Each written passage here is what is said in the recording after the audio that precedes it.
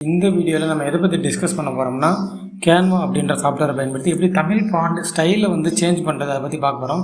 Just கேன்வாவில் போய்ட்டு உங்களுக்கு எந்த இன்டர்ஃபேஸில் தமிழ் ஃபாண்ட் வேணுமோ அதை சூஸ் பண்ணிக்கோங்க. இங்கே போய்ட்டு தமிழ் ஃபாண்ட் உங்களுக்கு வேணும்னு நினச்சின்னா ஜஸ்ட்டு கூகுளில் போய்ட்டு கூகுள் இன்புட் டூல்ஸ் தமிழ் அப்படின்னு டைப் பண்ணிவிட்டு ஒரு ஃபஸ்ட் லிங்க் இருக்குது பாருங்கள். இங்கே போய்ட்டு நமக்கு என்ன வேர்டு வந்து தமிழில் வேணுமோ அதை சூஸ் பண்ணிக்கோங்க. அதாவது நான் என்னுடைய பேர் தான் தமிழில் வேணும்.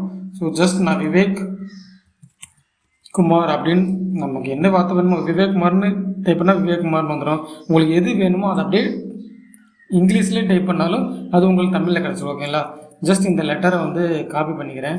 காப்பி பண்ணிட்டு அகைன் கேன்வாவில் போய்ட்டு இந்த ஆட் ஹெட்லைன்ஸுக்கு போய்ட்டு அந்த காப்பி பண்ண லெட்டரை வந்து பேஸ்ட் பண்ணியிருக்கேன். ஒன்ஸ் பேஸ்ட் பண்ணோன்னா நமக்கு இந்த மாதிரி தான் ஃபாண்ட் இருக்கும்.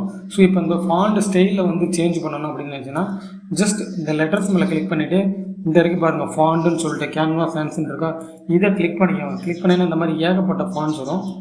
இதில் உங்களுக்கு எந்த ஃபாண்ட் வேணுமோ அந்த ஃபாண்ட் ஸ்டைலில் சூஸ் பண்ணிக்கோங்க. அதாவது இந்த ஃபாண்ட் ஸ்டைலில் கொடுத்தோம்னா அந்த ஃபாண்ட் ஸ்டைலுக்கு மாறும்.